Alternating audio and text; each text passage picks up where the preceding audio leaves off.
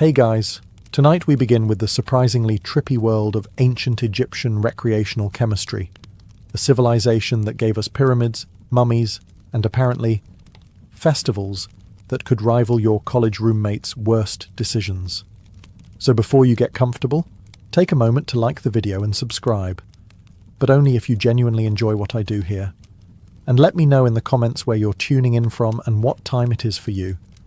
It's always fascinating to see who's joining us from around the world. Now, dim the lights, maybe turn on a fan for that soft background hum, and let's ease into tonight's journey together. Let's start with the ancient Egyptians' most famous botanical party trick, the blue lotus flower. You've probably seen it in tomb paintings, elegant petals, usually being sniffed by pharaohs or gently waved around at banquets like an ancient version of cheers. But this flower wasn't just ornamental. The Egyptians believed it had sacred properties and mild psychoactive ones. Yes, the blue lotus could get you just a little bit floaty. The method was simple. Take the dried petals and soak them in wine for a while, sometimes days. Then drink the infusion at festivals, ceremonies, or presumably, whenever you felt like tuning out the sound of 200 people chanting hymns at top volume. The result was a soft, dreamy euphoria. Not enough to make you forget your name, but enough to make pyramid building sound like a fun group project. Now, to be clear, the Egyptians didn't call it getting high. They called it communing with the gods. Blue lotus was strongly associated with rebirth and the sun god Ra, which made it perfect for temple rituals and funerary rites. Holding the flower to one's nose was a symbolic way of inhaling divinity. And, okay, maybe also a great way to take the edge off after a long day of ruling the Nile Valley. It was everywhere in art. Pharaohs are shown holding it. Party guests at banquets are passing it around like a floral peace pipe. And even mummies got decorated with it for the afterlife. The thinking seemed to be, if we're travelling to eternity, let's make sure we're stocked up. Practical. But the blue lotus wasn't just ceremonial. Festivals could get wild, and blue lotus-infused wine made the music louder, the dancing looser, and the hieroglyphic poetry marginally more profound. Imagine a crowd under the stars, sipping lotus wine, feeling as light as a papyrus reed in the breeze. For the ancient Egyptians, that was spiritual fulfillment, and also a very good night. There are religious holidays, and then there's the Feast of Drunkenness, the ancient Egyptian equivalent of saying, let's black out in honour of not dying. Subtle name? No. Accurate? Extremely. This annual celebration revolved around the goddess Hathor, who, according to myth, was once sent to punish humanity. But after a bloody spree that would make any disaster movie blush, the gods decided humanity had maybe learned its lesson. So they tricked her into drinking red beer that looked like blood. She passed out, woke up in a better mood, and just like that, mass extinction was narrowly avoided through alcohol poisoning. To commemorate this heroic hangover, Egyptians gathered once a year to get thoroughly obliterated.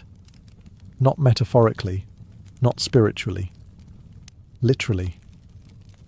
The goal was to drink until one entered a divine trance, which sounds poetic until you remember this often meant collapsing face first into a mud brick courtyard surrounded by strangers yelling praises between hiccups. The ritual began at dawn with music, clapping, and the ceremonial passing of drinks. Priests encouraged revelers to drink as much as your heart desires, which in this context was less of a blessing and more of a dare. Participants banged tambourines, danced in the streets, and reportedly saw the goddess, although whether that was Hathor or just the side of a clay jug is unclear. But this wasn't just chaos for chaos's sake. Well, mostly not. The idea was to honour the balance between destruction and joy, reminding everyone that even wrathful deities could be pacified with a strong enough brew. Think of it as theology meets keg stand, and importantly, this was sanctioned behaviour. There were no awkward conversations the next day about what happened in the sacred grove. Getting drunk was part of the job description. If anything, not passing out was suspicious. Why aren't you spiritually elevated, Khnumhotep? Do you hate the gods? Modern scholars have described the Feast of Drunkenness as a ritual of renewal. Participants purged their fears, inhibitions, and likely their stomach contents, all in one divinely authorized party. The next day, headaches, regret, possibly a new scar shaped like Anubis, but also spiritual cleansing. Forget everything you know about beer. Ancient Egyptian beer wasn't golden, bubbly, or anything remotely resembling a beverage you'd order at a bar. It was thick, porridge-like, and alarmingly opaque, served with the kind of consistency that would confuse both your bartender and your dentist. Beer, for the Egyptians, was not just a social drink, it was practically a food group. Made from partially baked loaves of emmer bread that were soaked in water, mashed, and fermented into a chunky slurry, it resembled a soupy oatmeal more than a refreshing ale.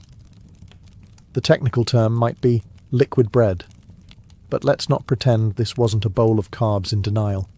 This beer was consumed by everyone: peasants, priests, children, scribes, and anyone else trying to survive in a world where desert heat, crocodiles, and public works projects were daily concerns. It was calorically dense, slightly intoxicating, and cheaper than anything else that didn't require chasing it down with a spear. And here's the twist: beer wasn't just for sustenance. It was often intentionally altered with herbs, spices, and other curious additives, especially during festivals or religious ceremonies. Want to commune with the gods? Add some mandrake? Want to forget the priest's speech about cosmic order? Toss in a little fermented date juice and hope for the best. Of course, hygiene was a concern, but beer had an answer for that too. Water could kill you, but beer had been boiled, fermented, and spiced. It was safer than the Nile, and often more reliable than your co-workers. In terms of strength, Egyptian beer ranged from mildly numbing to, I forgot how sandals work. While the alcohol content wasn't high by modern standards, the sheer quantity consumed made up for it. Workers on state projects like pyramid building were often paid in beer, a daily ration of several litres, which means that half of ancient Egyptian labour was fueled by liquid gluten and mild intoxication. Let's talk beer. Or rather, let's talk about a viscous, beige, bread-adjacent fluid that the ancient Egyptians cheerfully called beer, and that modern brewers would call a war crime. Egyptian beer was less refreshing beverage and more fermented soup with ambition. Made by soaking half-baked loaves of emmer bread in water, then mashing the whole affair into a lumpy stew and letting it ferment in open vats, the final product was cloudy, chunky, and distressingly chewable. Imagine oatmeal if oatmeal had opinions and a mild buzz. But despite its texture, which archaeologists generously describe as rustic, this was the drink of the people. Everyone drank it: pharaohs, priests, peasants, toddlers. Because when water might kill you and milk was suspicious at best, beer was the least deadly option with a pleasant side effect. It was calorie-dense, mildly intoxicating, and often served in communal jugs, because nothing says spiritual unity like 5 adults slurping from a pot of soggy bread water. At temples and festivals, the beer might be enhanced with herbs, dates, honey, or mystery ingredients that were either sacred or just experimental. Historians are still unsure if the addition of mandrake was intentional, or if someone was just tired of reality. This was also the go-to payment method for labourers. Pyramid workers didn't clock out with coins. They received daily beer rations, sometimes several litres per day. This means the guys hauling limestone blocks all morning were doing it buzzed and breaded. And somehow the pyramids still got built. Let that sink in the next time you miss a deadline with a cappuccino in hand. Taste? Probably awful. But if you're living in 1300 BCE, covered in sand and trying not to die of dysentery, a lukewarm jar of beer porridge is Michelin star cuisine. Also, no foam, no carbonation, no glass bottles, just ceramic jugs, straws with filters to catch the bigger bread chunks, and a national commitment to ignoring mouthfeel. Now that you've washed down your bread beer with a floral buzz, it's time to set the mood. with smoke. But not just any smoke. We're talking kaifi, the ancient Egyptian incense that made temples smell like divine bakeries and left everyone wondering if they were actually meditating or just very, very light-headed. Kaifi wasn't a quick hit of frankincense. This was the perfumed love child of an apothecary and a pastry chef. Recipes varied by temple, but the ingredients often included myrrh, honey, wine, raisins, cinnamon, juniper, mint, and whatever other spices were lying around not being sacrificed. Mix it all up, let it ferment, dry it into pellets, and burn them slowly in sacred spaces until everyone either felt deeply spiritual or forgot why they walked in. It was used in ritual purification, which is code for, let's fill this room with enough fragrant smoke to erase our sins, or at least our memories of last night's feast of drunkenness. Temples didn't have ventilation, by the way. That was considered breaking the mood. So imagine standing in a limestone cube next to a sweating priest waving a smoking dish of kifi like it's Fabreze for the soul, while a chant drones in Coptic monotone behind you. Visions weren't just encouraged, they were practically inevitable. Whether divine revelation or mild asphyxiation, it didn't really matter. The gods got their tribute either way. To the Egyptians, kaifi wasn't just air freshener, it was medicine, perfume, and spiritual elevator all in one. Pliny the Elder later wrote that kaifi could cure snake bites and improve sleep, which makes sense if you assume the goal was to pass out entirely. Some recipes were so complex, they read like ancient IKEA manuals. 16 ingredients, each added in precise phases under specific moons. Honestly, it's a miracle anything got done. But once lit, the aroma drifted across the Nile like a sacred fog machine, signalling that something holy was happening, or that someone was overcompensating for yesterday's fish market. Even in death, kaifi lingered. It was burned during mummification, buried in tombs, and probably responsible for at least one pharaoh being accidentally embalmed in a spice rub. In short, kaifi was Egypt's way of saying, if you can't drink it, burn it, and breathe deeply. If Blue Lotus was Egypt's chill friend, and kaifi was the drama queen with a smoke machine, then Mandrake was the slightly unhinged guest you invited once and immediately regretted.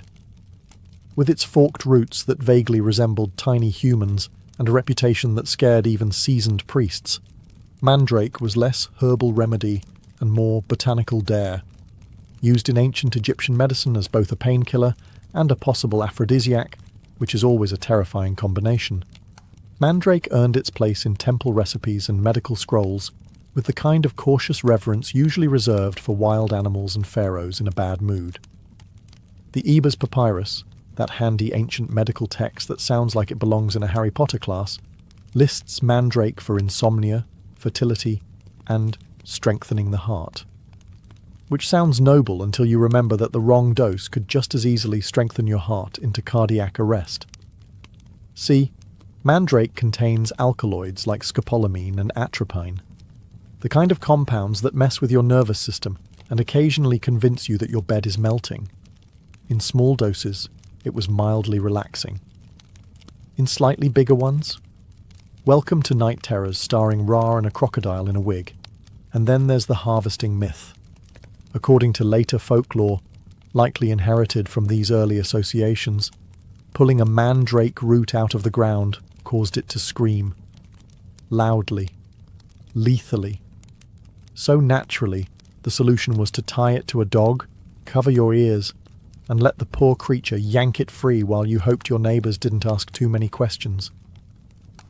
While there's no solid evidence the Egyptians were tying plants to dogs and waiting for shrieks, the idea that the plant had spiritual, and slightly terrifying, power fits right in. Mandrake may have been used in rituals, fertility rites, or just slipped into beer for those who preferred their hallucinations with a rooty aftertaste. In any case, it wasn't the everyday herb. Mandrake was for priests, magicians, and those who didn't mind taking medical advice from a man covered in gold leaf. Used carefully, it could induce sleep, reduce pain, and maybe inspire a sensual poem or two. Used recklessly, You'd wake up 4 days later convinced you were a scarab beetle. Somewhere in the vast scrolls of Egyptian medical wisdom, wedged between cures for crocodile bites and the proper placement of amulets on inflamed body parts, lies a quiet little mention of Shemshemet. That's right, cannabis. Because when it came to pain relief, the ancient Egyptians didn't just rely on divine intervention or chewing reeds until they forgot their problems. Sometimes they reached for something a little more herbal. Cannabis appears in medical texts like the Ebers Papyrus and Ramesseum Papyrus, mostly as a treatment for inflammation, sore eyes, and various gynecological complaints. Yes, gynecological. Ancient Egyptian women may have had access to THC-infused suppositories, which sounds like a modern wellness trend someone is definitely going to try to resurrect on Etsy. Of course, the Egyptians didn't roll joints or bake brownies with it. At least, not that we know of. Cannabis was usually crushed into oils, mixed into salves, or blended with honey, because if you're going to medicate, why not make it taste nice? Applied topically, it soothed pain. Inhaled accidentally. Well, now the temple incense makes a lot more sense. Was it recreational? Officially, no. Unofficially, probably. When you're running a civilization in 120-degree heat with limited plumbing and a deeply unpredictable crocodile problem, no one blames you for accidentally over-medicating. And if your high priest starts talking to statues a little too confidently, well, who's to say that isn't divine wisdom?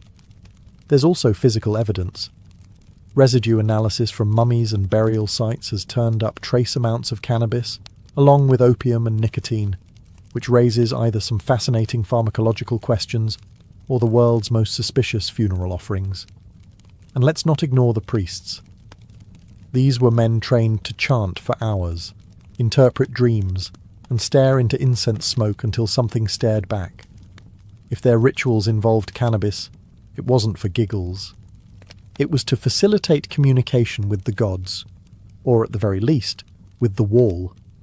Somewhere in the dimly lit, sweet-smelling corners of the ancient Egyptian temple pharmacy, just behind the dried lizards and holy ointments, sat the opium stash.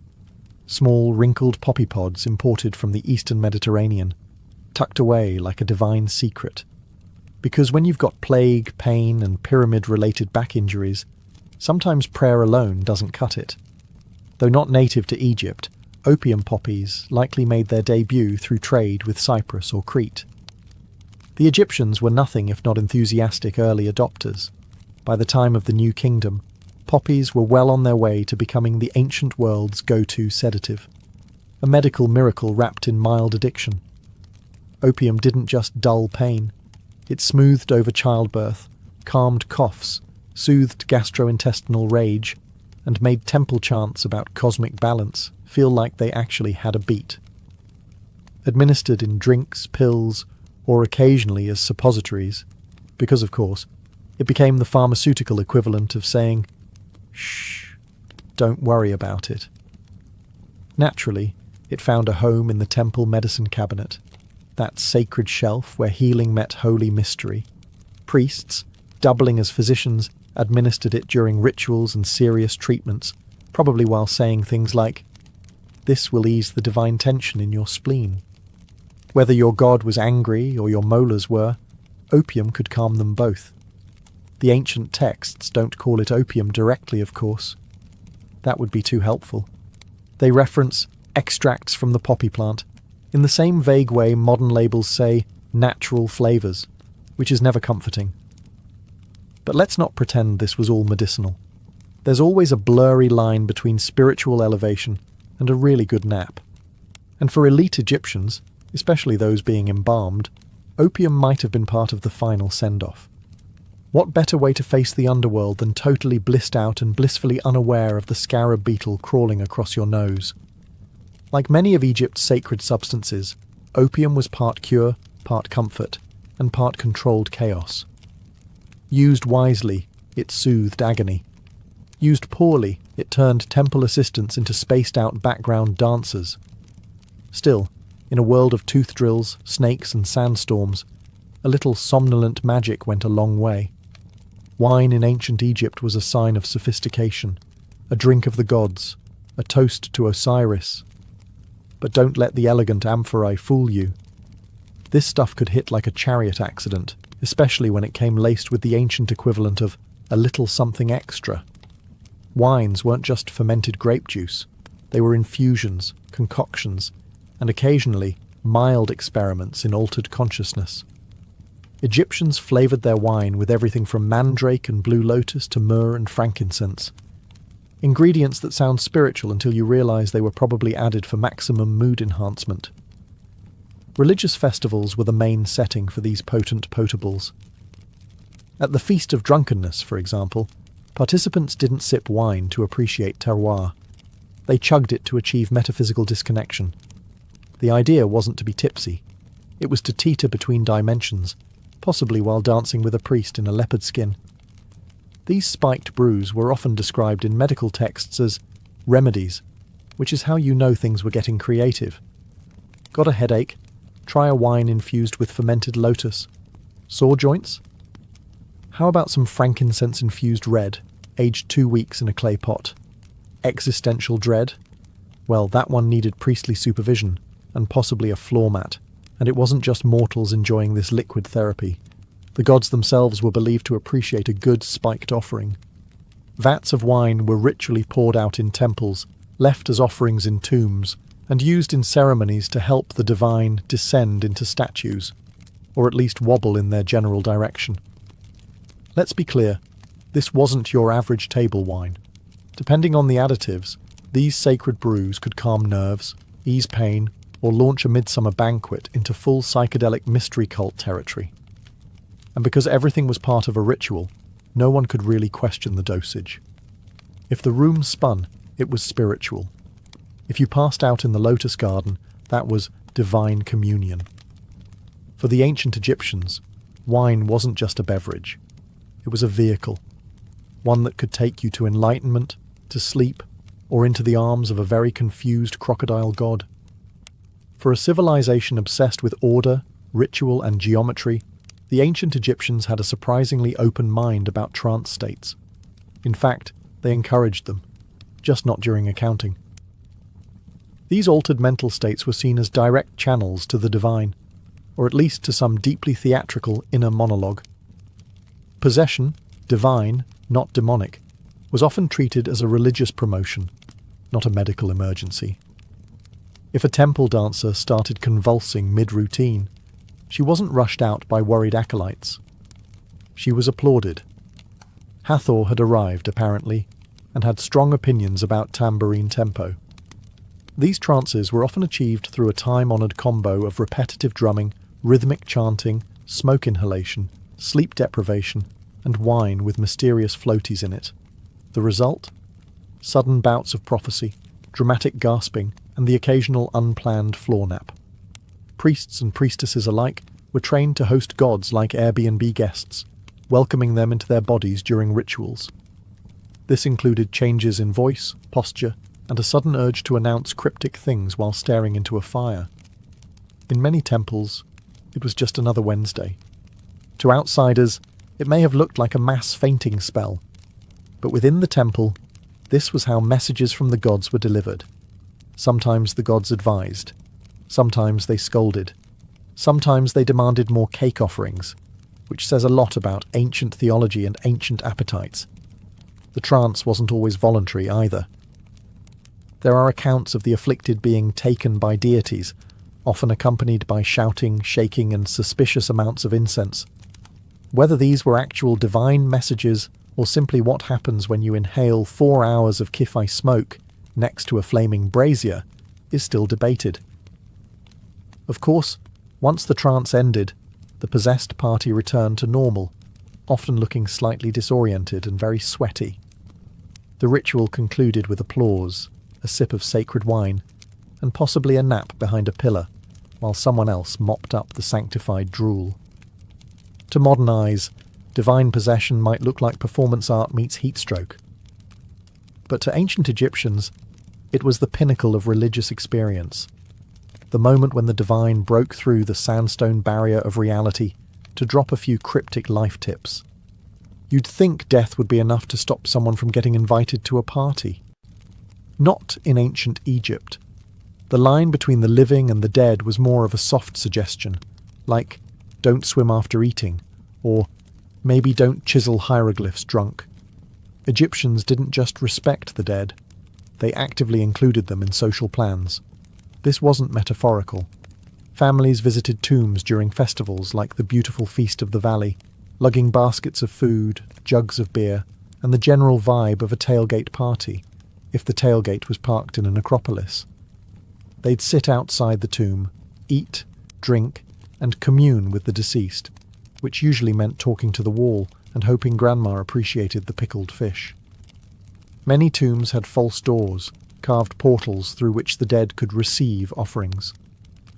Whether this meant spiritually or just enjoying the smell from the other side is unclear. Either way, ancient Egyptians believed the dead could still enjoy food, drink, music, and a decent bit of gossip. So naturally, they threw them parties. Music was played, incense was burned, libations were poured. Sometimes the living got drunk enough to cry, confess secrets, or accidentally sit on sacred offerings. It was like a family reunion, only with fewer arguments and slightly more embalming fluid. These gatherings weren't just acts of remembrance. They were also mutually beneficial transactions. The living fed the dead. The dead, in theory, blessed the living in return. Good crops, protection, fewer nightmares involving hippos. Everyone won. Sometimes people even slept overnight in tombs, hoping for dream visions from their departed loved ones, or the occasional unsolicited advice from a former accountant turned ghost. Stop lending money to your brother, the dream might say. And also, the amulets go on the left. To modern sensibilities, this sounds macabre. To the Egyptians, it was completely logical. The afterlife wasn't a goodbye, it was just a new address. And if Great-Uncle Horemheb wanted to attend the party via divine osmosis through a stone wall, who were they to say no?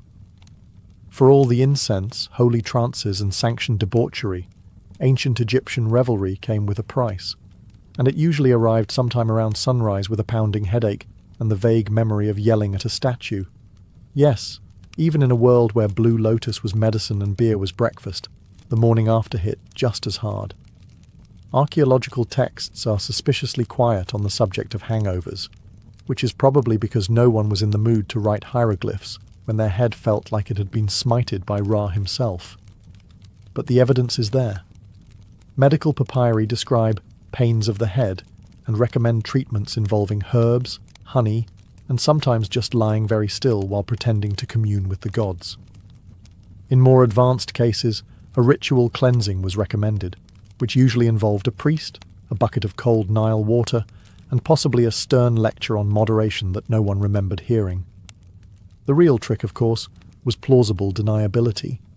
If you'd danced shirtless in the temple or passed out in a tomb alcove, you didn't say, "I overdid it." You said, "I was overcome by the divine." It wasn't a blackout. It was a mystical encounter with Hathor's laughter. Much more respectable. And for the truly unlucky. There was always purging. Not metaphorically, literally. The Egyptians were fond of emetics, lovely concoctions designed to evacuate your sins from both ends. Imagine being handed a drink that tastes like regret, and being told, "This will restore your balance." Moments later, your balance is definitely gone. The priests, of course, fared better. They had training. They had ritual authority. And most importantly, they had people to carry them home. Meanwhile, common revelers woke up with lotus petals in their hair and sandal imprints on their faces, wondering whether they'd danced with a god or just someone very committed to the role. Still, no one swore off the next celebration, because spiritual enlightenment, as it turns out, is addictive, especially when it comes with beer, smoke, and a mild chance of falling into a trance and yelling your neighbour's secrets in front of a statue. When ancient Egyptians prepared for death, they didn't just pack linens and a decent eulogy. They packed snacks, and drugs, and possibly a backup stash, just in case eternity got boring. Because if you thought the partying stopped after your heart was weighed, think again. It just moved underground. Tombs weren't silent, solemn places. They were carefully curated starter homes for the soul, complete with food, booze, and mood-enhancing herbal arrangements. Mummies were entombed with blue lotus petals, wine jugs, incense cones, and the occasional sealed mystery jar, which archaeologists now eye with both reverence and mild suspicion. Take Tutankhamun, for example. When Howard Carter cracked open his tomb, he didn't just find gold and furniture. He found wine, oils, herbs, and what can only be described as the ancient Egyptian version of a wellness kit. If a modern influencer were buried today, it would look disturbingly similar, minus the canopic jars.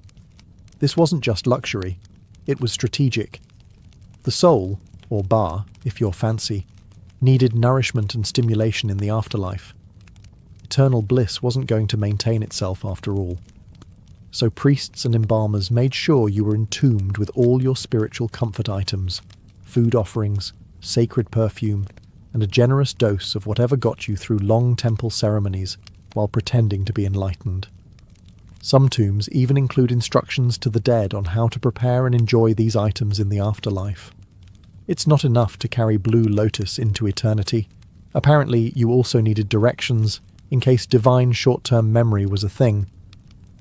And let's not forget the opening of the mouth ritual, which was supposed to let the dead eat, speak, and, let's be honest, sip that sacred fermented beverage with proper technique, because it's hard to toast Osiris with a closed jaw.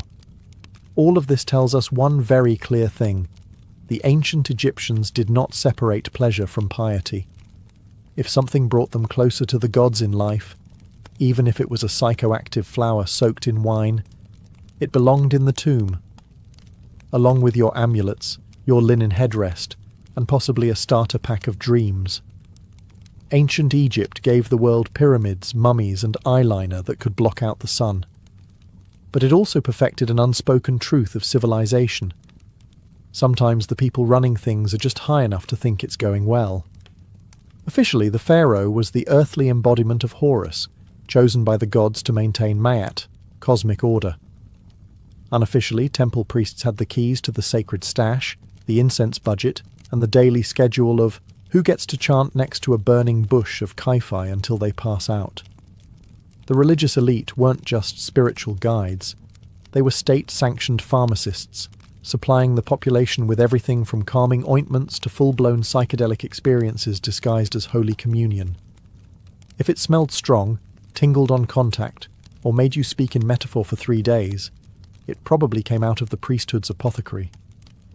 And while pharaohs wore the crowns, it was the priests who knew how to blend mandrake with wine and not kill anyone.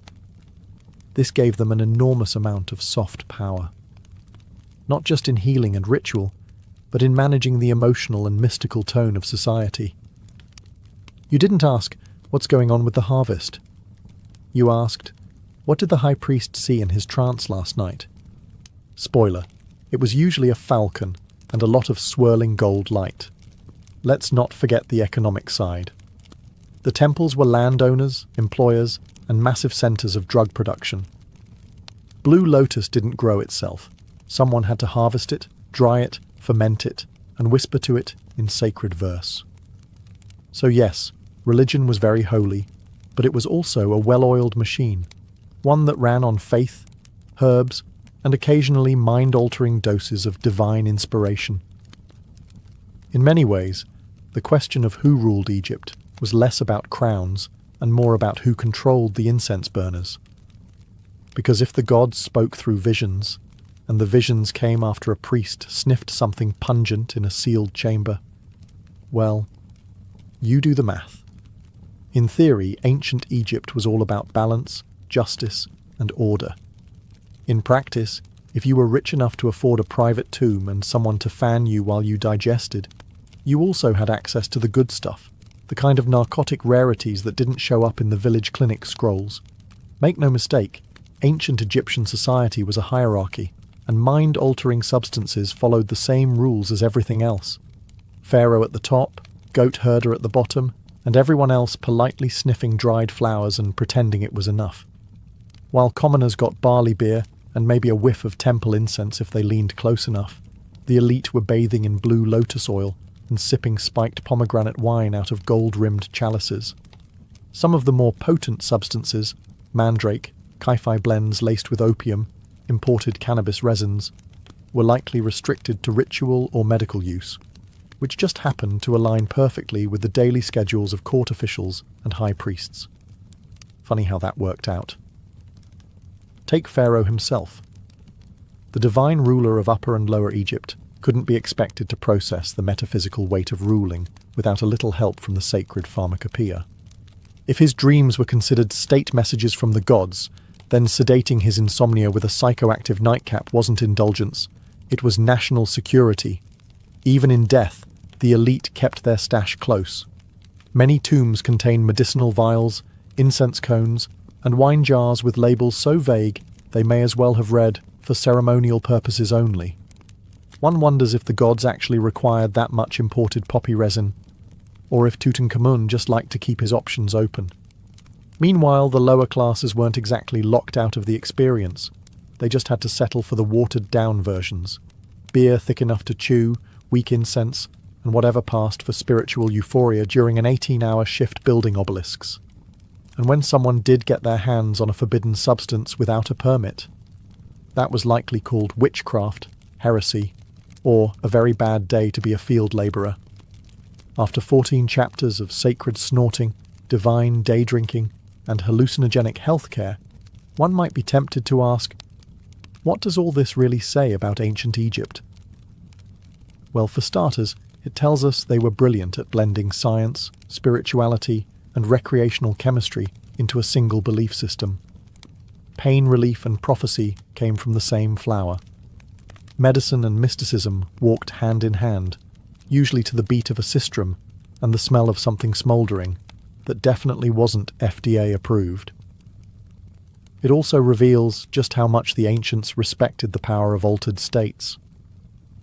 Not as escapism, but as a legitimate way to access insight, healing, and the occasional god with an animal head and a flair for drama. Their rituals weren't just pageantry.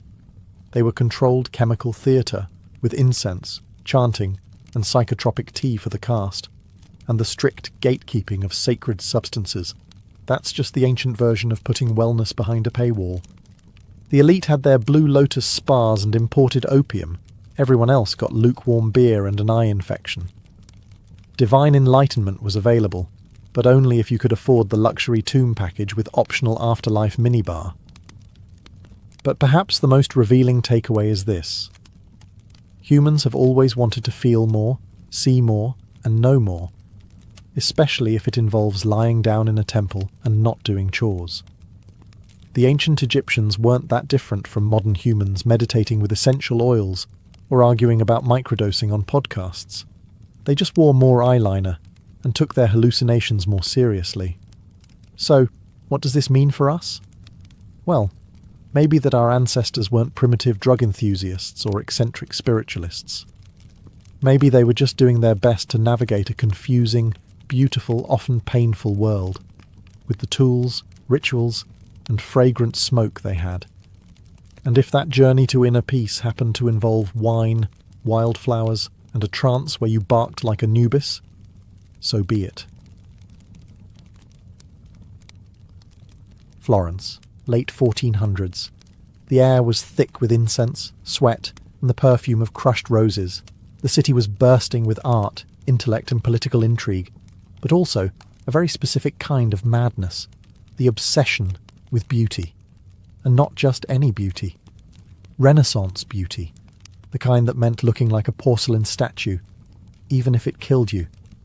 Enter Sarasa, a luxurious, silky white face paint made from, you guessed it, lead. Yes, actual lead. Women across Florence, Venice, and beyond smeared this shimmering poison across their cheeks, foreheads, and décolletage to achieve that ultra-pale, ethereal look. Because in a world where tan skin meant labouring under the sun like a peasant, looking like a walking cadaver was the ultimate flex. But this wasn't just a light dusting of powder. No, Sarusa was layered on like Venetian stucco. Some women went so far as to sleep in it, refusing to wash their faces, allowing the toxic compound to literally soak into their skin. The result? A radiant, ghostly glow, right up until the sores appeared, and when they did, they just applied more lead to cover them. You know, like a Renaissance band-aid. One that guaranteed the wound would never heal. If the lead didn't get you, the mercury might. Used to treat blemishes and fade sunspots, mercury was another charming element in the Renaissance beauty arsenal. Combine that with arsenic-based tonics and vinegar face baths, and you had a full-blown chemical warfare routine, marketed as elegance. And let's not forget the classism baked into every powdered pore. Noblewomen wanted their skin to look untouched by sunlight or hardship, so the paler, the better, even if it made them anemic, delirious, or eventually dead. Looking divine came at a divine cost. But perhaps the most ironic part, the women who could afford all this toxic luxury also had access to imported perfumes from the Orient, rosewater distillations and camphor-laced tonics.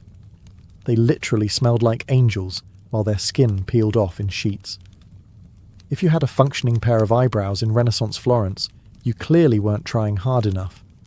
In the never-ending quest to resemble a Botticelli painting or a particularly fashionable egg, Renaissance women plucked their hairlines and eyebrows into oblivion. A high, rounded forehead was considered the epitome of beauty. The higher your forehead, the more noble and intelligent you appeared.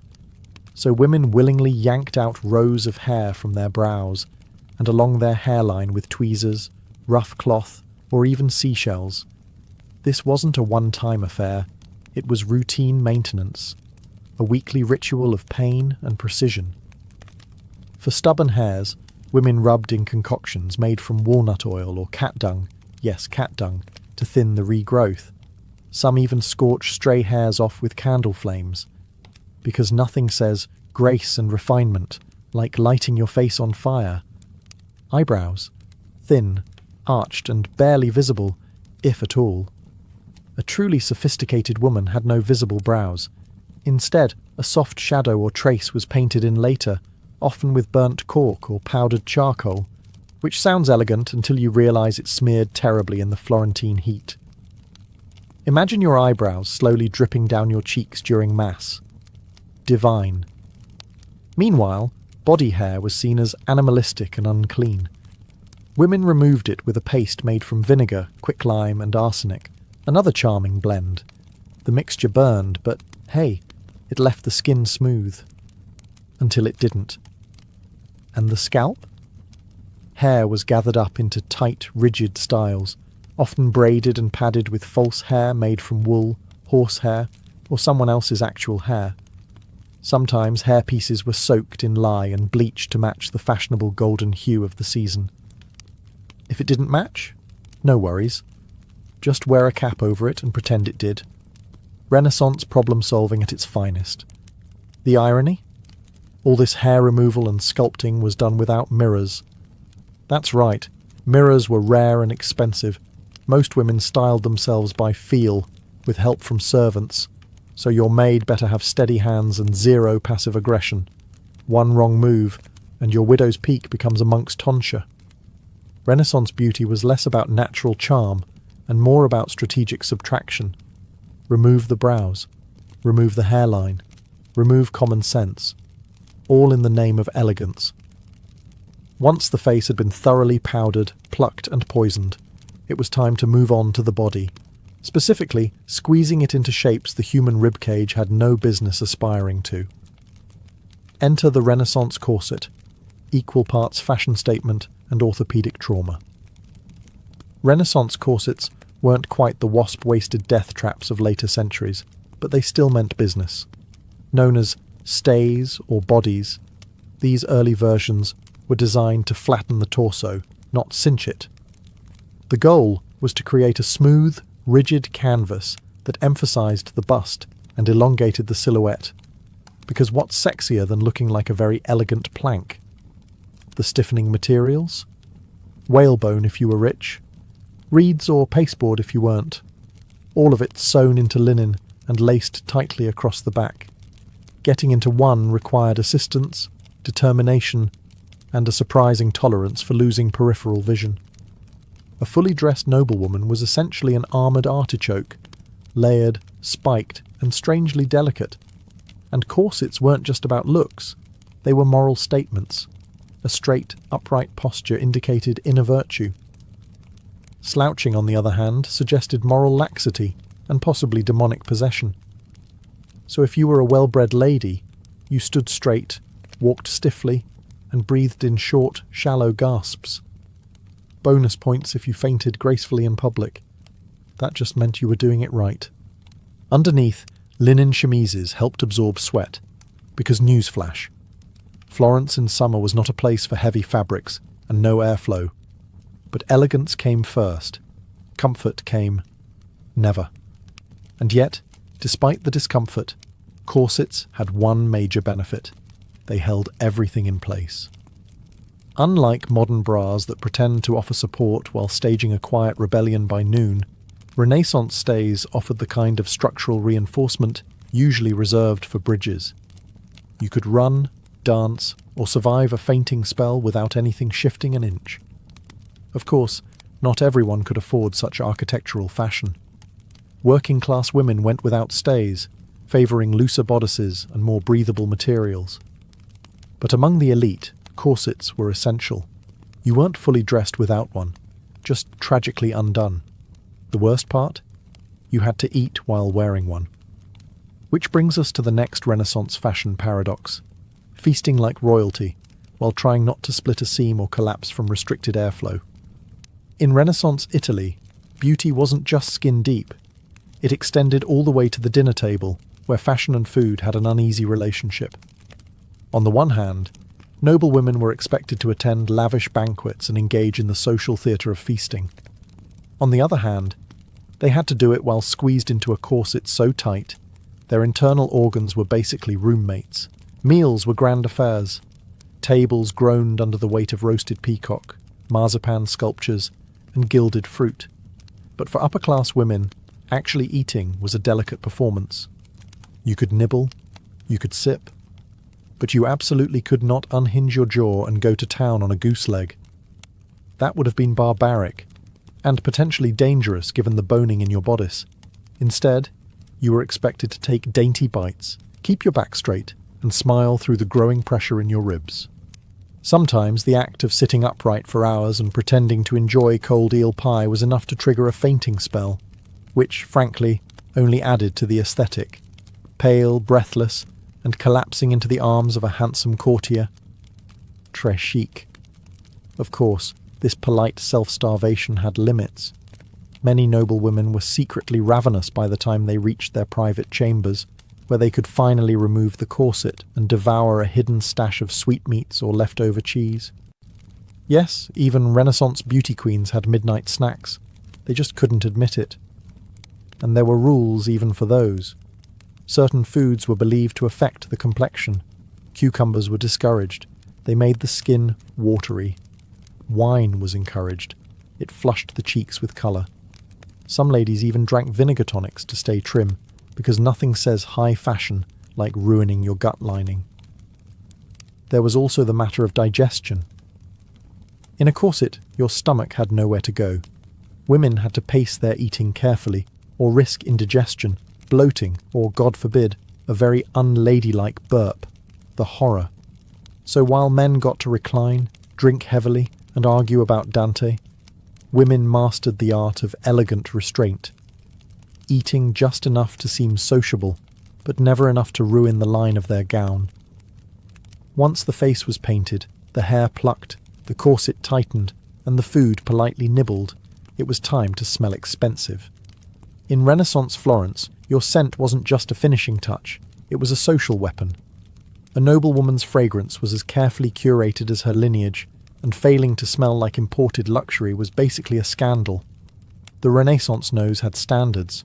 Common folk might reek of garlic, goat, and existential dread, but the elite, they wafted through salons and basilicas trailing clouds of rosewater, musk, ambergris, and exotic spices. If you walked past a duchess and didn't feel mildly intoxicated by her scent, she wasn't trying hard enough. perfume was big business. Italy, especially Venice, was the European hub for distillation, but the most coveted ingredients came from farther afield. Frankincense from Arabia, myrrh from Ethiopia, cinnamon from Ceylon, and ambergris, a waxy, oddly pleasant-smelling substance from the intestines of sperm whales. It was outrageously expensive and wildly fashionable. Basically the Renaissance equivalent of dabbing yourself with designer whale bath. These perfumes weren't just for pulse points. They were soaked into gloves, stitched into dress linings, and sprayed onto handkerchiefs that ladies would flutter dramatically whenever someone less hygienic came too close, which was often. Streets were filthy. People bathed irregularly. Perfume wasn't a luxury, it was armour. And for the ambitious beauty, scent layering was essential. First came the scented bath, usually a rinse of rosewater or camphor. Then a dusting of crushed violet petals, followed by an oil rubbed into the temples or wrists, and finally a heavy mist of whatever concoction your apothecary swore would make men weep and rivals faint. Some even wore pomanders, delicate perforated orbs filled with aromatic herbs, around the neck or waist. Others dangled them from their belts, like olfactory warning bells. Approach with caution. I smell of cinnamon and judgment. But these potions weren't always benign. Some perfumes contained turpentine, or tinctures so strong they could trigger headaches, nausea, or fainting. One wrong blend and you went from seductive to insufferable. Still, the right fragrance could open doors, or at least noses. A woman who smelled divine had power. Power to entrance, distract, or just to survive a crowd of unwashed poets. If Renaissance beauty was a battlefield, then fashion was the armour, and Florence was its glittering war zone. The fabric you wore didn't just say something about you, it screamed, it sang. It flounced down the street declaring your family's wealth, your husband's rank, and whether or not you had any shame in bankrupting him for a sleeve. Velvet was the crown jewel. Imported, dyed and woven with the kind of care usually reserved for saints' relics, velvet was thick, heavy, and absurdly expensive. Wearing it in summer, a true power move. You were hot, yes, but you were important. Then came brocade. Not content with mere colour, brocade brought patterns into the picture. Lions, vines, even entire religious scenes woven in gold thread. And we're not talking about subtle accents. These were gowns that could double as altarpieces.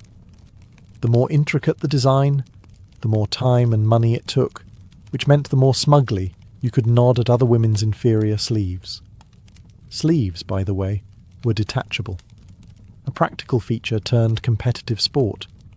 Wealthy women owned entire wardrobes of sleeves to mix and match, flaunting them like today's designer handbags. Embroidered, puffed, slashed, pearl-encrusted. Some sleeves were so elaborate they needed their own storage system. And occasionally, their own servants. Colours were coded too. Deep blues and crimsons were made with rare dyes like lapis lazuli and cochineal. Pigments so expensive they were locked away like treasure. Only the rich could afford these hues, and sumptuary laws in places like Florence tried, and failed, to restrict certain colours to the nobility. But laws are boring. Dresses were not. Even the underlayers were ornate. Chemises were trimmed with lace. Petticoats peeked out in silken flashes. And girdles, belt-like accessories, weren't just decorative. Some were studded with gems and hidden pockets for perfume, prayer books, or possibly revenge notes. But all this fashion came at a price, literally. A single gown could cost more than a year's wages for a craftsman, and yet noble women didn't just have these gowns, they needed them. Every social event was a stage, and every outfit a statement. Wearing the same thing twice? Social suicide. Renaissance fashion didn't stop at the ankle, though, in fairness, no one was really supposed to see your ankles. Modesty dictated that a woman's feet be kept decently hidden beneath layers of brocade and silk, which was a pity, considering how completely ridiculous Renaissance footwear often was. Let's start with the Chopin. The most theatrical shoe ever invented, Chopins were essentially high-platform soles. Think ancient Roman sandals crossed with stilts. Originally from Venice, they were designed to keep fine dresses above the muddy, plague-infested streets. But over time, function gave way to fashion, and chopines got taller. Much taller. Some were over 20 inches high. Yes, that's not a typo. 20 inches. Wearing them required balance, training, and frequently a servant on each arm. Walking unaided was considered both a physical feat and a social risk. If you fell, you didn't just lose your dignity, you might take out half the wedding party with you. In Florence, chopins weren't quite as extreme, but the trend still trickled down. Wealthy women wore delicate pointed slippers, often made of velvet, embroidered with silk thread and lined with fur. These were indoor shoes. Outdoors, you wore pattens, wooden or cork platforms strapped underneath your slippers to protect them from the street. A practical solution, unless you tripped and shattered your kneecaps on cobblestones. Foot binding wasn't a thing in Renaissance Italy, but the pressure to have dainty, narrow feet absolutely was. Shoes were pointed, narrow, and not built for actual walking. But who needed to walk when you could glide from sedan chair to palace hall, leaving a trail of crushed flower petals and broken arches? And then there were the stockings.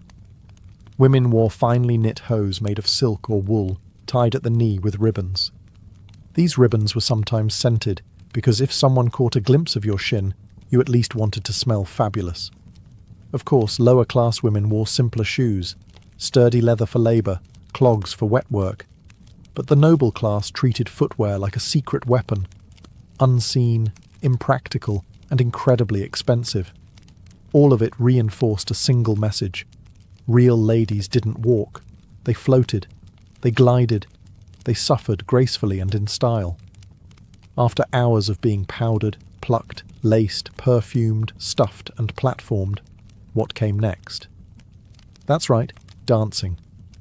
Because nothing completes the Renaissance beauty ritual like trying to glide across a polished marble floor in 20 pounds of fabric and 2 inches of breathable lung space. Courtly dances were serious business. These weren't your carefree tavern-style reels. No, Renaissance court dances were slow, elegant, and excruciatingly choreographed. Every step was rehearsed, every movement symbolic.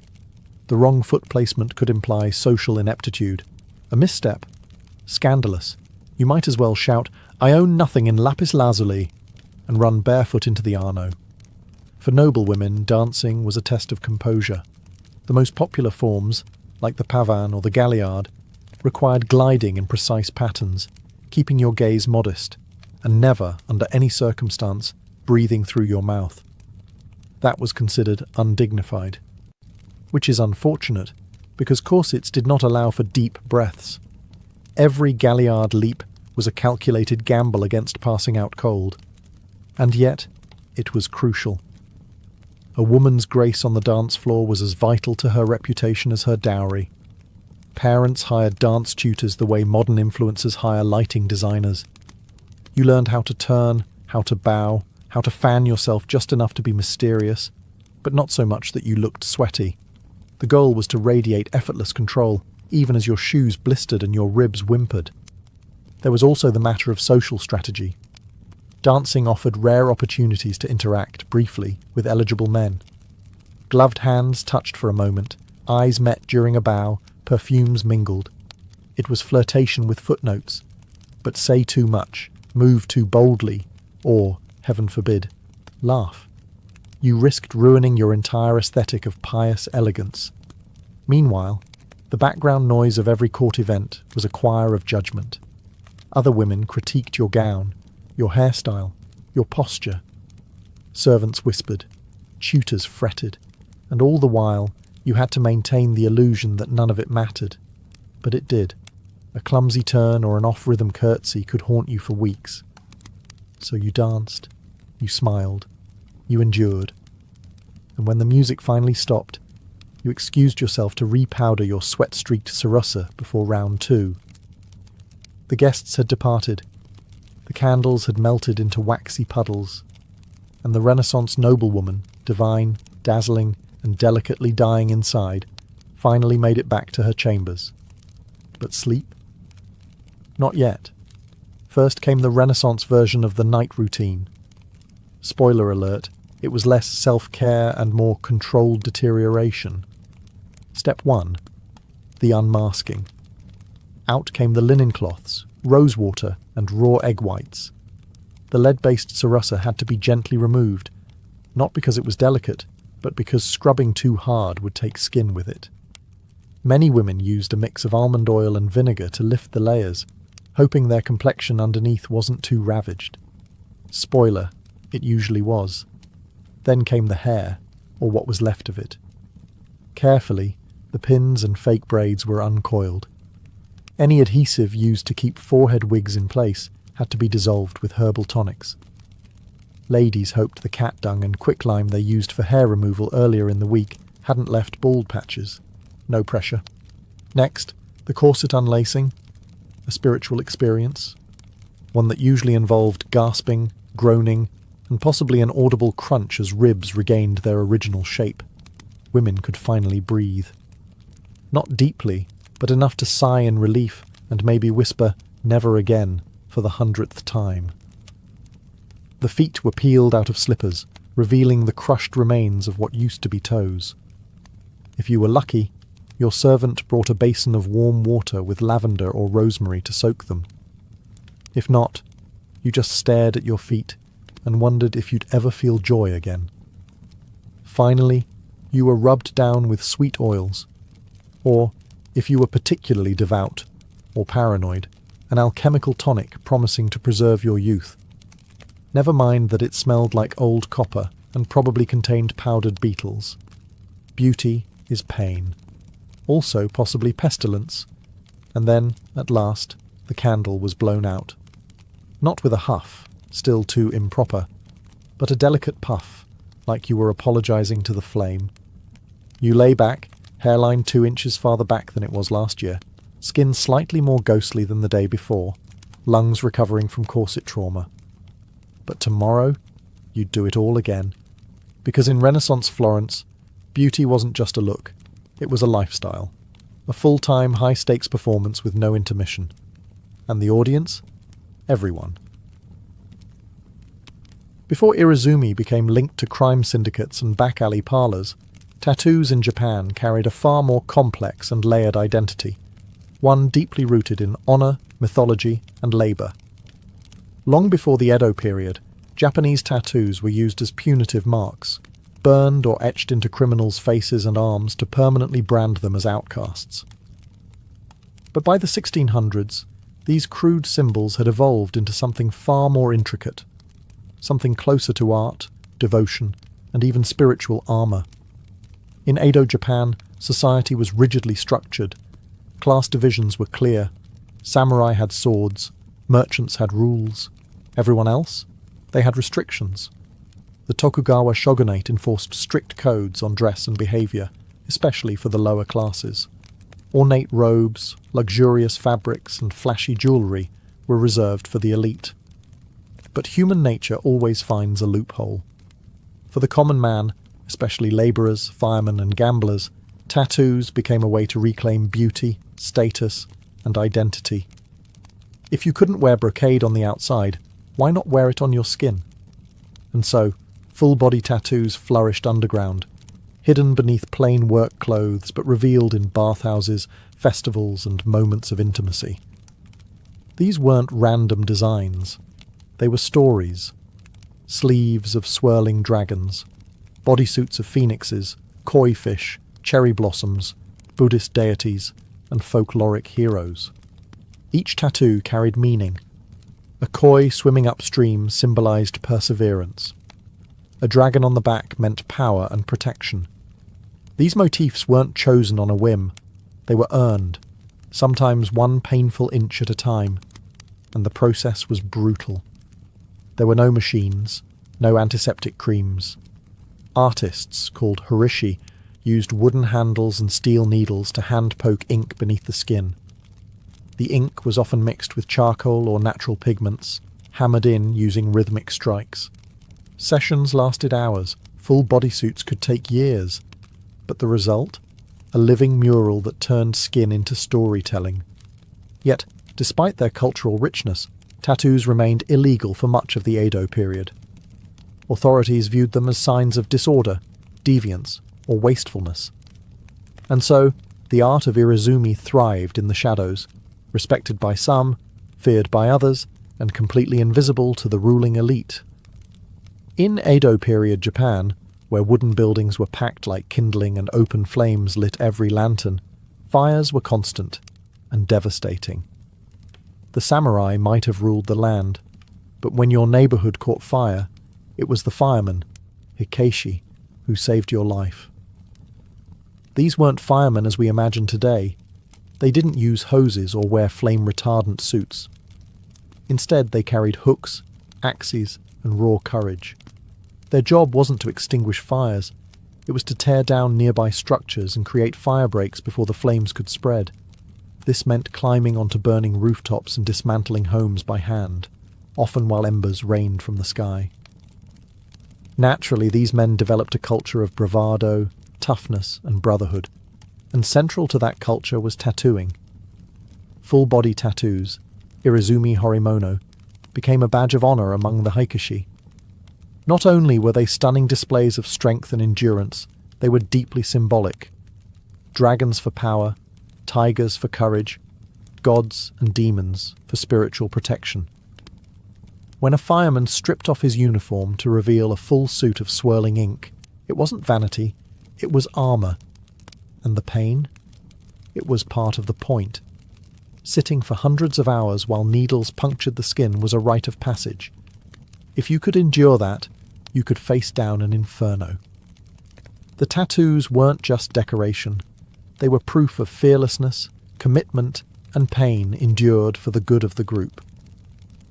Some crews even shared themes with all members sporting similar motifs to reflect unity. You'd see entire teams marked with identical dragons across their backs, or coordinated waves and blossoms swirling down their arms. This wasn't gang behavior. It was solidarity, brotherhood forged through smoke and fire. But it wasn't legal. Tattoos were still frowned upon by the authorities, seen as vulgar or wasteful, especially for public servants. So the Hikeishi wore their ink beneath their clothes, only revealed in private bathhouses or celebratory festivals, where their role as local heroes gave them a pass, at least temporarily. Ironically, these same men were admired in their neighborhoods and feared by the elite. Their tattoos were marks of danger to some, of devotion to others. Beyond the fire brigades and labor crews, another group embraced the painful elegance of Irezumi, the gamblers, rogues, and thrill-seekers of Edo's underground. These were the drifters of the ukiyo, the floating world, a term that described both the pleasure quarters and the transient nature of existence itself. And in that fleeting world, tattoos were a language of risk, identity, and rebellion. Many of these men were bakuto, professional gamblers who roamed the country with dice, cards, and an uncanny ability to separate samurai from their stipends. While the bakuto had no formal organization at first, they lived by their own codes of loyalty, honor, and toughness. In a society that relegated them to the fringes, tattoos became a way to reclaim dignity, to turn a marginal life into one of meaning, one needle prick at a time. Their tattoos were bold, provocative, and unapologetically visible in the right settings. Peonies, fierce warriors, gods of fortune, and snakes slithered across their torsos. These weren't the quiet, contemplative inkings of monks or the civic pride of firemen. These were power statements. Visual declarations that said, "I don't follow your rules, I live by my own." Many designs referenced famous characters from Japanese folklore and kabuki theatre, heroes like Sakata Kintoki, Minamoto no Yoshitsune, or even mythical rebels who challenged authority. The more outrageous the figure, the more admired the tattoo. It wasn't just skin-deep symbolism. It was branding in a society where no one handed you a name unless you fought for it. And yet, despite their outsider status, these men were crucial to the underground economy. They lent money, maintained order in red-light districts, and developed early proto-Yakuza structures. Their tattoos became both a badge and a warning: loyalty within, danger without. Tattooing shops flourished in this world, not always marked with signs, but known through whispers and connections. The horishi became revered figures, their work whispered about in bathhouses and behind sake counters. To be inked by a famous master was an honor. To endure the hours of stabbing pain, a show of grit. For gamblers and rogues, Irizumi was more than art. It was an identity carved in pain, proudly worn in a world that had no place for them. Though tattooing in Edo Japan is often portrayed as a masculine tradition of labourers, firefighters and gamblers, women also left their mark, sometimes quite literally, on this hidden world of ink. While rarely documented in official records, female tattoos existed quietly, tenderly, and rebelliously beneath the layers of silk and propriety. In many cases, these tattoos were intimate, romantic, personal. Unlike the large mythological bodysuits of their male counterparts, women's tattoos were often smaller, discreet, and emotionally charged. Lovers would tattoo each other's names on hidden parts of their bodies, inside the upper arm, on the inner thigh, near the collarbone. A gesture known as Irizumi Chobun, love tattoos. A popular phrase inked onto women's skin was Inochi azukemasu, meaning, I entrust you with my life. It was more than a vow. It was a declaration of emotional surrender, written in pain. Men sometimes carried similar inscriptions, showing mutual commitment beyond what any formal wedding could offer. This kind of tattooing was especially common among lovers in the ukiyo, the floating world of pleasure districts where courtesans and geisha reigned. Among high-ranking courtesans, tattoos were sometimes a tool of seduction, a small teasing mark, visible only when a robe slipped just right, became part of the mystique. It gave the illusion of intimacy, as if a client was seeing something forbidden. In reality, the tattoo may have been shared with dozens of clients, each believing it was a private secret. In other cases, tattoos signified heartbreak or betrayal. A courtesan might burn or slash a name tattooed on her body after a lover abandoned her, turning passion into scarred testimony. Some even covered these names with new ink, dragons swallowing letters, waves washing away memories. But for women outside the pleasure quarters, tattoos could also be acts of quiet rebellion. Peasant women, fisher women, or wives of tattooed men sometimes followed suit, inspired by the artistry or solidarity. Though they risked judgment, these women wore their ink privately, under their robes, as silent declarations of autonomy. While Edo society officially condemned such markings, especially on women, these tattoos carved out a hidden narrative, one of love, agency, and pain born voluntarily, a story the official histories never bothered to write down. Behind every breathtaking bodysuit, every swirling dragon and tragic hero etched in flesh, there stood the unsung artisans of Edo Japan, the horishi, or tattoo masters. They worked quietly in tucked-away corners of the city, anonymous rooms above tea houses, back rooms of barbershops, or candle-lit apartments that smelled of incense and ink. There were no flashing signs, no customer reviews, just reputation, passed by word of mouth and inked skin. Becoming a horishi was no casual decision. It took years of training, usually through apprenticeship under a master. The tools were basic: wooden handles with clusters of steel needles at the tip, dipped into a thick black ink called sumi, made from soot and animal glue. The technique? Painstakingly slow and deeply painful. The needles were jabbed rhythmically into the skin by hand, often with a bamboo mallet. This process, called tabori, required steady hands, infinite patience, and the mental endurance of a monk. But horishi weren't just craftsmen. They were storytellers, historians, psychologists. A good tattoo master had to understand not only how to tattoo, but what to tattoo. Every design carried meaning. A cherry blossom fading into waves, the transience of life, a tiger climbing a mountain, bravery in the face of impossible odds. The client might bring a request, but the horishi would decide the placement, the balance, the soul of the piece. Clients would return over and over, sometimes for years, to complete their full suit. A bodyscape that stretched from shoulder to thigh, across the back, down the arms, and often stopping just above the wrist and neckline. This wasn't random.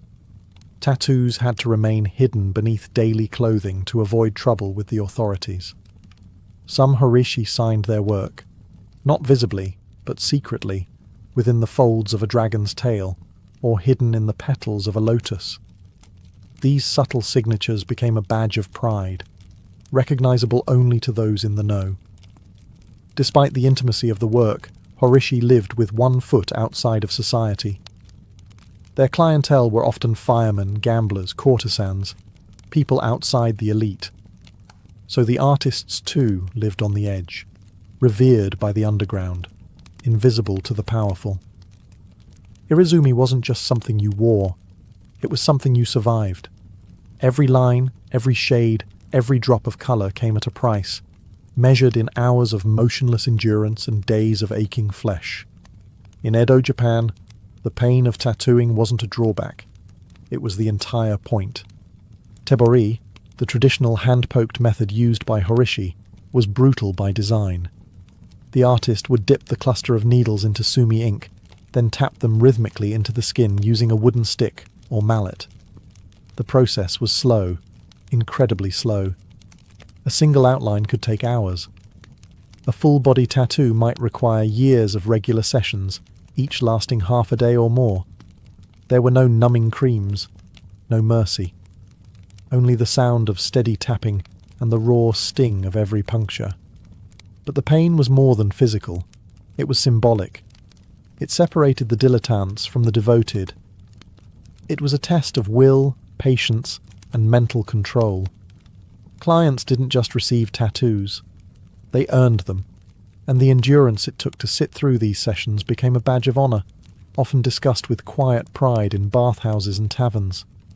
Firefighters believed that the agony strengthened their courage. Gamblers viewed it as a test of luck and loyalty. Courtesans and lovers took on the pain as a symbol of their emotional depth. For some, it was a punishment. For others, purification. There was a spiritual dimension to it as well. Enduring pain was seen as a kind of self-discipline, similar to fasting or meditation. Buddhist themes were common in Irizumi, not just because of their aesthetic value, but because they reflected ideas of suffering, rebirth, and enlightenment. With each completed session, a person didn't just come closer to finishing a tattoo, they came closer to transformation. And there were rules. You couldn't flinch, you couldn't cry out. Moving too much could ruin the design or earn you a scolding from the horishi. Only the most serious clients completed their full bodysuit, known as muniwari, with a chest panel left blank to avoid shocking society if the robe fell open. In a world where the elite wore silk and status, the tattooed wore pain and permanence. Every inch of an Edo tattoo told a story. These weren't random designs picked from a menu. They were mythologies mapped onto the body. Carefully chosen symbols, each one with layered meanings, encoded in swirling ink that stretched from shoulder to ankle. For the tattooed in Edo, Japan, the body became a canvas of personal folklore. Take the koi fish, for example. It wasn't just decorative. A koi swimming upstream represented strength, determination, and the willingness to face impossible odds. According to legend, a koi that reached the top of the waterfall became a dragon. It was the perfect metaphor for a man trying to climb his way out of the lower classes, to prove something the world refused to see. Dragons were everywhere, but they weren't the fire-breathing monsters of Western myth. They were protectors, spiritual guardians, powerful, wise, and deeply tied to the forces of nature. A dragon coiling across the back wasn't meant to intimidate. It was meant to shield, a constant, unseen presence between your skin and the world. Peonies symbolized bravery with a touch of elegance. Tigers stood for ferocity and resolve. Waves meant life's unpredictability. Demons and ghosts. Warnings, cautionary tales inked into the flesh as reminders of the dangers lurking in both the physical and spiritual world. Many tattoos depicted full scenes from Chinese and Japanese folklore, battles, betrayals, divine interventions. Popular subjects included the Suikoden, a Chinese epic about 108 outlaw heroes. These stories resonated with the tattooed class: rebels, protectors, misfits who didn't quite fit into the samurai ideal, but still lived by a code. Buddhist deities were common too, particularly the wrathful ones, figures like Fudo Myu, the immovable protector. With sword in one hand and rope in the other, he bound demons and cut through ignorance. Having him tattooed on your back was like carrying a spiritual bodyguard, one who didn't mind getting violent when necessary. But not all meanings were universal. A tattoo's placement, size, and direction all mattered. A tiger climbing upward might mean ambition. Downward could suggest a warning. Even the order of when each section was tattooed said something about your journey. These symbols were sacred, private, and powerful. And in a society where words could betray you, tattoos became the most honest form of expression. As the Edo period progressed, the vibrant underground culture of Irizumi, once a secret code of honor among laborers, firemen, and gamblers, began to collide head-on with shifting social attitudes and rising paranoia from the ruling class. What was once admired in hidden bathhouses and tea houses slowly became associated with crime, deviance, and dishonor. The turning point came when the government began tightening its grip on public behavior.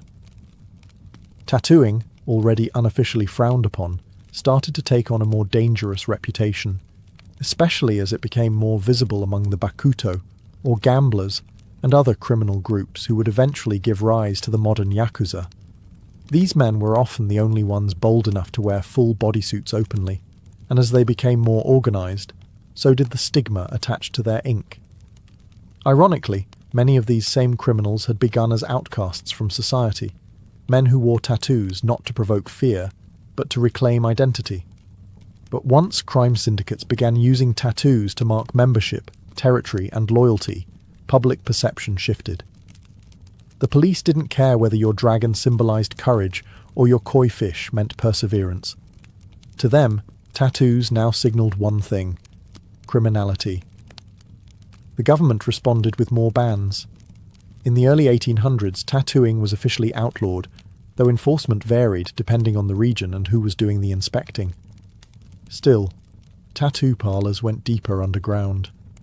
Horishi had to work in secret. Clients booked sessions through coded language. And artists began developing techniques to hide tattoos under layers of ink, or blend them into larger designs to confuse officials. The stigma wasn't just legal, it was social. Anyone visibly tattooed could be refused entry into public bathhouses, barred from temples, or denied marriage by respectable families. Tattooed bodies became taboo, and the art form, once a mark of bravery or spiritual symbolism, was recast as something vulgar, dangerous, even evil. But the tattoos didn't disappear. They simply went deeper, both under the skin and under the radar. For every government crackdown, there was a new design, a new hiding spot, a new client willing to endure pain for something meaningful. Irizumi didn't die. It went into hiding, like a coiled dragon, waiting. As Japan stepped into the modern age with the Meiji Restoration in 1868, the new government was eager to present the country as civilized, orderly, and most importantly, westernized. And in this new image of modern Japan, tattoos had no place. Irizumi, with all its cultural depth and underground prestige, was declared a stain. The government doubled down. Tattooing was not only criminal, it was now embarrassing. Something savage, something shameful. Foreign diplomats were horrified by the elaborate bodysuits worn by Edo's working class, and Japan, desperate to be taken seriously by the West, responded by pushing tattooing deeper underground than ever before. Yet even as it was banned for Japanese citizens, tattooing curiously became a tourist attraction. British and American sailors flocked to Japanese ports and sought out Horishi to take home pieces of exotic oriental body art. Ironically, the very art form Japan sought to bury was being preserved by the very foreigners whose approval they craved. And still, the tradition didn't die. Horishi adapted. They changed their clientele, moved their studios further into secrecy, and kept the Tibori method alive. Master-apprentice lineages survived in whispers. The techniques, symbolism, and tools were passed down carefully, often within families or tightly knit artistic circles. In the 20th century, Irizumi became deeply entangled with the Yakuza. The full bodysuit, hidden beneath business suits, became a symbol of loyalty and fear within the criminal underworld. Once again, tattoos were about pain, honor, and secrecy, but this time without the folkloric grace of Edo firemen or mythological koi. The art was still there, but the public had turned away. Even today, the legacy of that stigma lingers. Despite modern interest in tattoo culture worldwide, Japan still views tattoos with suspicion. Public baths, gyms, and even some beaches ban tattooed individuals. The fear of criminal association endures, even when the ink is harmless. But times are shifting. Young Japanese artists are reclaiming Irizumi, not as rebellion, but as heritage. Museums are preserving ancient designs. Art lovers and historians are finally acknowledging the craftsmanship. And a new generation is asking, why should we be ashamed of our own skin? In a culture built on layers, of robes, of meaning, of silence, Irizumi remains the most honest expression Japan ever tried to hide. In Renaissance Europe, discussing sex openly was taboo, unless, of course, you were doing it through a thick Latin manuscript wrapped in religious guilt and printed under church supervision. Enter the marriage manual, a strange genre of literature where theologians, monks, and celibate scholars explained how good Christians were supposed to get busy, solely for the purpose of procreation, naturally. These manuals were less 50 Shades and more 46 Permissible Positions for the Glory of God. Titles like De Matrimonio or The Book of the Family disguised what they really were. Deeply detailed guides on when, how, and why married couples could engage in sexual activity, complete with diagrams, calendars, and lists of forbidden days. Spoiler, there were a lot of forbidden days. Sex on Sundays? Sinful. Feast days? Absolutely not. During Lent? God forbid. In fact, there were roughly 180 days a year when marital intimacy was prohibited.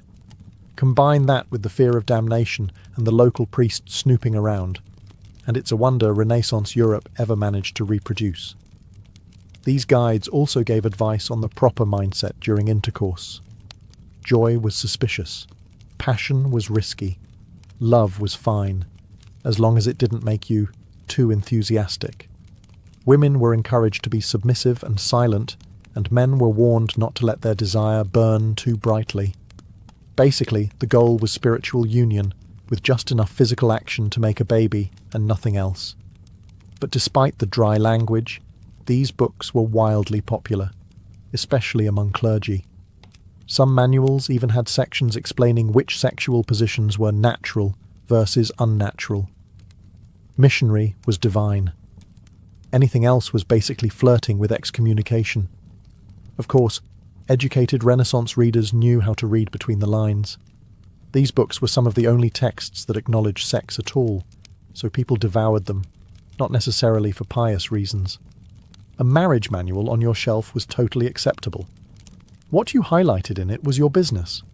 Ironically, the strict moral codes these books promoted only made people more curious about what lay beyond them. Which is why, right next to the marriage guides, another kind of book began to circulate, less holy, more illustrated.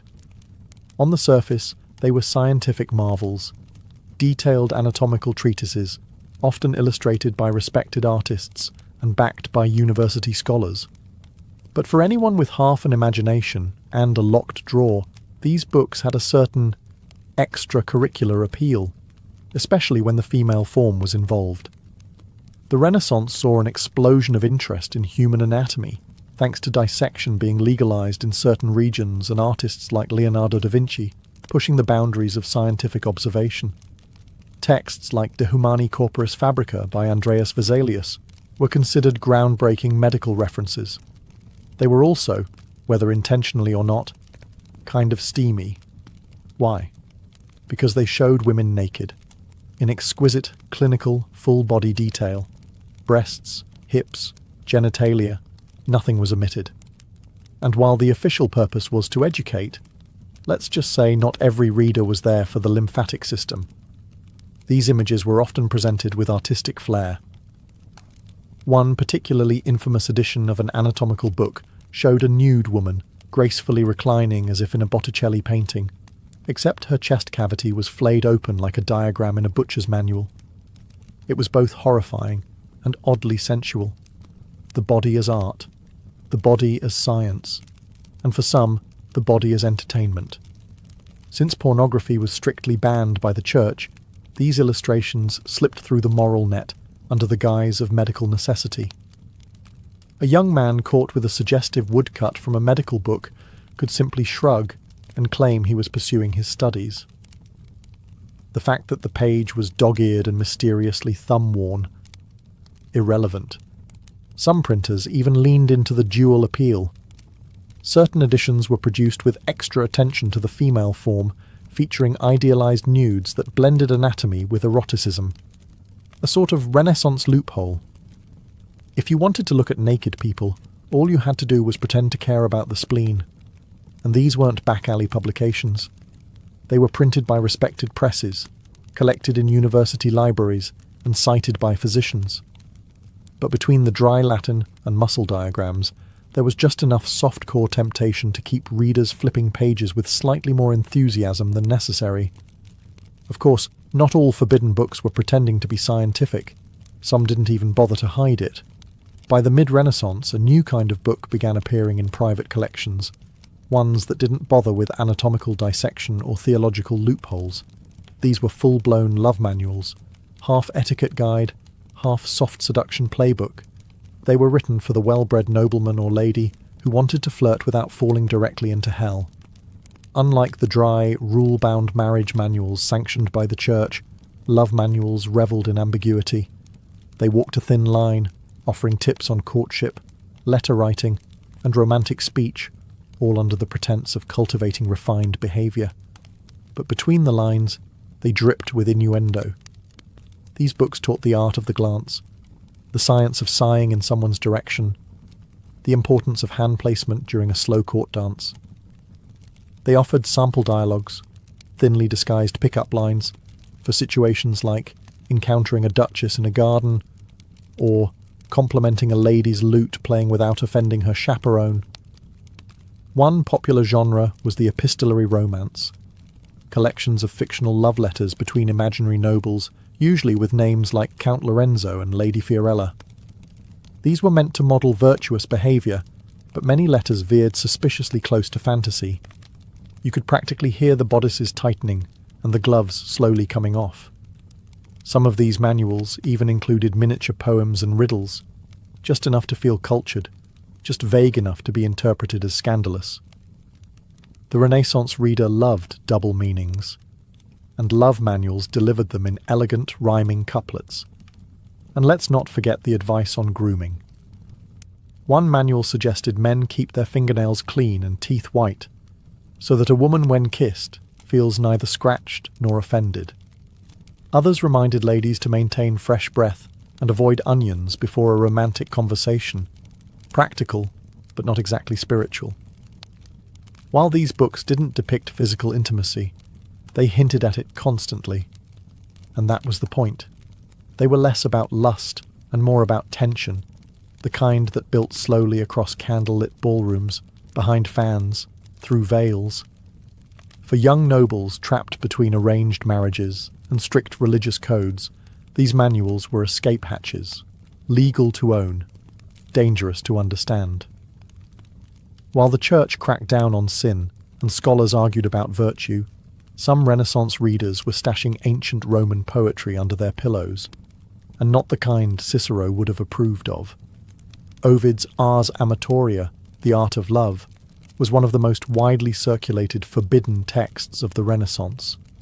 Technically a Roman classic, it offered a step-by-step guide to seduction, from spotting a lover at the theatre to how to feign jealousy just enough to keep things spicy. It was witty, elegant, and totally immoral by church standards.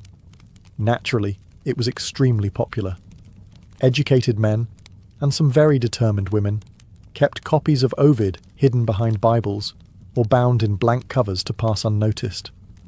Marginalia in some surviving copies includes notes like, "Try this at Carnival" and "Worked on Cecilia," because who said Latin had to be boring? Then there was The Golden Ass by Apuleius, a novel that slipped under the radar thanks to its mythological storyline, but included vivid scenes of transformation, lust, and the occasional talking donkey. It was technically a spiritual allegory. It was also erotica with a toga on. Even more daring were translations of Greek and Arabic love poetry, many of which emphasized sensual pleasure as a path to enlightenment. Renaissance Italy had a taste for the exotic, and Arabic texts, like those inspired by the Perfume Garden, circulated in small elite circles. These weren't openly sold, but if you had the right connections and enough gold, a copy might find its way to your study. Booksellers knew how to play the game. Officially, their shops were stocked with theology and grammar. Unofficially, a wink and a discreet coin could earn you access to a locked cabinet labelled Medical Curiosities or Private Readings. The church called it sinful. The merchants called it good business. Some nobles even commissioned illuminated manuscripts of these works, decorated with gold leaf, cherubs, and occasionally very detailed illustrations of things cherubs should not be watching. These books weren't just read, they were experienced, passed around at salons, whispered about at masquerades, banned by bishops, quoted by poets. And while everyone pretended they'd only read them for the Latin practice, the truth was obvious. For all the secret reading and scandalous giggling behind lace fans, the Renaissance wasn't a safe haven for literary freedom, especially not when the Inquisition was watching, and in Italy it always was. By the mid-1500s, the Catholic Church had grown increasingly suspicious of books that could corrupt the soul, which in practice meant anything remotely entertaining. In 1559, Pope Paul IV issued the first official Index Librorum Prohibitorum, the Index of Forbidden Books. It was exactly what it sounded like, a hit list of texts deemed too dangerous, heretical, or, God forbid, titillating. The list included everything from Protestant theology to astrology manuals, but buried among them were treatises on love, anatomy, and even poetry. Ovid, banned. Boccaccio's Decameron, banned. Anything by Erasmus that even hinted at individual thought, double banned. The church wasn't just trying to save souls, it was sanitizing the entire intellectual bloodstream. Possessing a forbidden book didn't just mean a slap on the wrist. If you were a printer, merchant, or noble caught with one, you risked public penance, house searches, confiscation, and even imprisonment. More than one scholar found himself summoned to explain why he had a Latin copy of The Art of Love tucked between Aristotle and Aquinas. But the funny thing about banning books is that it usually makes them more desirable. Underground markets thrived. Printers in Venice, Lyon, and Basel published clean editions for public sale, and uncut, readers' editions for private clients. The difference might be a missing passage, a toned-down illustration, or a completely fake title page. One infamous copy of The Golden Ass was rebound as Sermons of St. Augustine. Talk about a plot twist. Noble families with private libraries developed entire systems for hiding forbidden texts. Secret compartments, false bindings, mirrored cabinets. It was part espionage, part erotica. A well-curated bookshelf said, "Yes, I fear God, but I also read Rabelais." Women were particularly clever about this. Since they were less likely to be targeted as intellectual threats, they often acted as literary couriers, borrowing, copying, and circulating books under the pretense of devotional reading. One nun in Naples allegedly kept a copy of The Perfumed Garden behind her copy of Lives of the Saints. Censorship may have ruled publicly, but in private, Renaissance readers just turned the page more carefully. Behind convent walls, away from the judgmental eyes of society and the ever-looming index of forbidden books, Renaissance nuns had access to their own libraries, and some of them were anything but holy. While convents were often seen as bastions of chastity and devotion, the truth was more complicated. These were also places of literacy, intellectual curiosity, and yes, suppressed desire. Many young women entered religious life not by choice, but by family arrangement. Too expensive to marry off? Send her to the nuns? Too outspoken? Cloister her. The result? A generation of women who were highly educated, forcibly celibate, and bored out of their minds. Enter the convent library. On the surface, these collections were pious and respectable. Saints' lives, theological commentaries, devotional poetry. But dig deeper, and you'd find marginalia scrawled in the corners, entire passages underlined with suspicious enthusiasm, and in some cases, handwritten copies of banned love poetry tucked discreetly between prayer books. One nun in Ferrara was famously reprimanded for translating Ovid's Amores into the vernacular, allegedly for educational purposes. Others wrote their own verses, coded, melancholic, and often steeped in longing. Scholars today suspect that some of the most passionate Renaissance sonnets, attributed to anonymous courtly ladies, were actually penned by cloistered women using writing as a kind of romantic escape hatch. And it wasn't just poetry. Some convents had copies of anatomical treatises, ostensibly for medical knowledge, since nuns often acted as nurses. But as we've seen, anatomy books were rarely just about medicine. One abbess in Florence even petitioned to keep her convent's illustrated anatomy manual on the grounds that it helps the younger sisters understand temptation, which is a very creative interpretation. Of course, the church tried to regulate what was read behind those walls, but literacy meant autonomy, and autonomy meant subversion. Forbidden texts circulated quietly between trusted hands. Pages were memorized, copied, passed along with coded bookmarks. The scent of ink and vellum became, for some, more intoxicating than incense. In the silence of evening, after vespers and confession, a young nun might light a candle and open a worn book, not of scripture, but of something warmer. A poem, a story, a stolen fragment of a world she'd never touch, but could still imagine. Because sometimes the most forbidden books weren't about lust. They were about freedom. Not all forbidden books were kept in libraries or chained to monastery shelves. Some were hidden in aprons, buried under floorboards, or whispered from memory in back-alley markets. These weren't printed by respected presses or debated in salons. These were the other Renaissance texts, the magical ones. Handwritten grimoires, herb manuals, and charm books passed between midwives, herbalists, and women who were definitely not calling themselves witches, but everyone else was. Love was power, and power, especially when exercised by a woman, was dangerous. That's why love spells were among the most feared and popular forms of forbidden knowledge.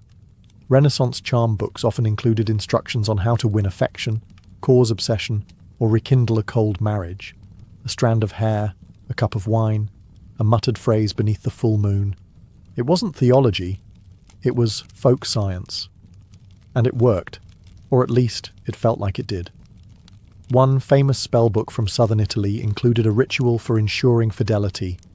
Sow a pinch of dried basil into your lover's doublet, whisper their name 3 times, and sprinkle rose water on their pillow. If they dreamed of you that night, the magic had taken hold. If they didn't, well, there were stronger measures. Aphrodisiacs were another staple of these underground texts. Recipes blended Renaissance botany with medieval imagination. Cinnamon, anise, ground oysters, mandrake root. Sometimes effective, sometimes toxic. One apothecary's manual cheerfully recommended a mixture of honey, wine, and powdered stag antler to awaken the fires of Venus. He failed to mention the violent nosebleeds. Men were curious, but women were the primary readers and keepers of these texts. Many passed recipes and rituals from mother to daughter, especially in rural areas where priests visited infrequently and midwives handled everything from birth to heartbreak. But owning such a book was a gamble. The Inquisition didn't look kindly on women with too much knowledge, and a love